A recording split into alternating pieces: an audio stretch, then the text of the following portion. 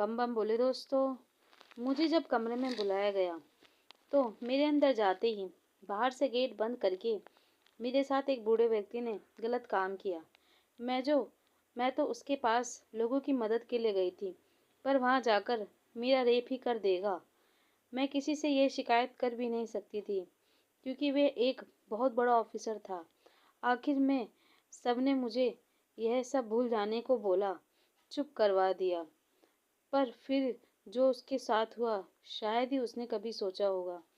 मेरा नाम दुर्वशी है। मैं बिहार में एक महिला सहायक योग केंद्र चलाती हूँ और जो लाचार औरतें होती हैं उन्हें इंसाफ दिलाना ही मेरा मकसद होता था। मैं अपने पापा की लाडली थी। हालांकि मेरी एक छोटी बहन थी जो मुझसे बहुत प्यार करती थी। मेरी माँ नहीं थी तो हमें पापा ने ही पाला था।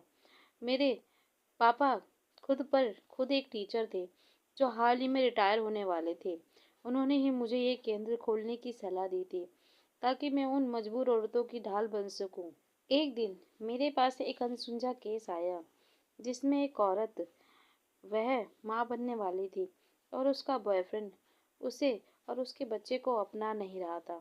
और वह एक बहुत बड़ा हस्ती था, यूं कहो एक सिंगर था। उसकी पहुंच बहुत ऊपर तक थी। जब उसने अपने माँ बनने की बात उस आदमी के सामने रखी तो उसने साफ इनकार कर दिया क्योंकि इस गलत तरीके के प्यार से उसका करियर खराब हो जाएगा, फिर उसको कोई काम नहीं देगा। इसलिए वह उस लाचार लड़की को नहीं अपना रहा था। वह मेरे पास बड़ी मुश्किलों से आई थी। जहाँ कहीं भी जाती बस निराश होकर ही आती थी। मुझे उसकी गलती साफ दिखाई दे रही थी, पर उस लड़के की भी उतनी ही गलती थी। फिर वह अकेली ही सजा क्यों भुगते। मैंने उस केस को संभाला और एक जान पहचान के ऑफिसर से बातचीत की। उन्होंने को जब बताया तो वह भी इस आदमी को पकड़वाने के लिए एक बड़ी हस्ती की ज़रूरत होगी। इसलिए तुम्हारी मदद के लिए तुम्हें एक बहुत बड़े ऑफिसर के पास भेज रहा हूँ। वही तुम्हारी मदद कर सकेंगे और शायद तुम जो ये काम कर रही हो उन ऑफिसर से मिलकर तुम्हें और भी मदद मिलेगी। जैसा उन्होंने कहा मैंने वैसा ही किया। उनके कहने पर उस आदमी के ऑफिस में गई। वहाँ पर अपॉइंटमेंट के बगैर वह किसी से नहीं मिलते थे। मैंने फिर अपॉइंटमेंट ली तो भी उनसे मिल नहीं पाए। मुझे पूरा 1 महीना होने वाला था यहाँ आते आते, पर वह सर शायद मुझे घुमा रहे थे। आखिर में मैंने उम्मीद छोड़ दी और वापस आने लगी।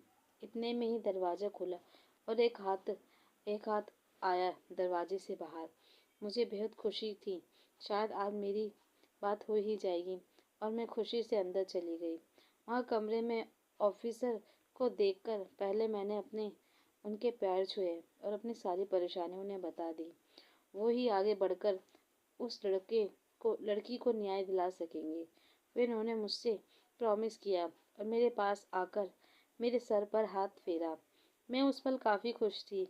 फिर जब उन्होंने मेरे कंधों पर हाथ रखा और गर्दन पर आकर मुझे किस किया तो मैं शौक में हो गई कि सर आप ये क्या कर रहे हो। मैं तो आपसे मदद मांगने आई थी। वह बोले मदद तो तभी होगी जब तू मेरी इच्छा पूरी करेगी। मैं ऐसे किसी की मदद नहीं करता हूँ।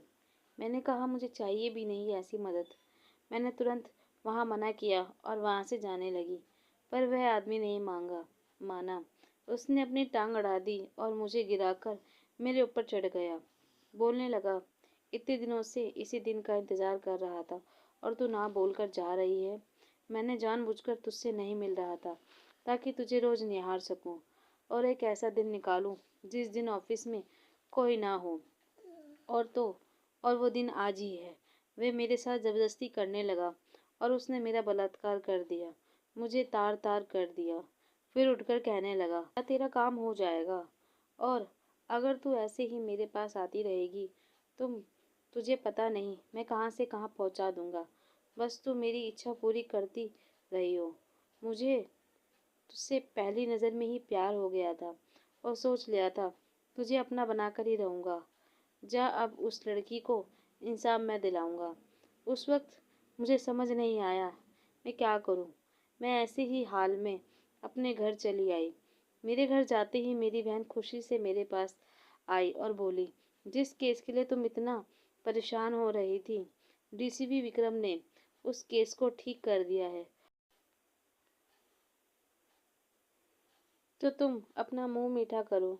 मेरी आंखों में आंसू देखकर वह कहने लगी, क्या हुआ दीदी, तुम रो क्यों रही हो? उसने पापा को आवाज लगाई। पापा को देखकर मैं जोर जोर से रोने लगी। दोनों को मेरी बहुत चिंता हुई।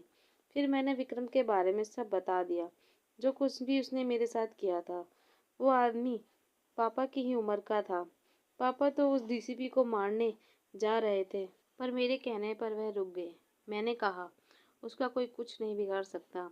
मैंने देखा है उसका खौफ। उल्टा वह मुझ पर ही गंदे आरोप लगाएगा।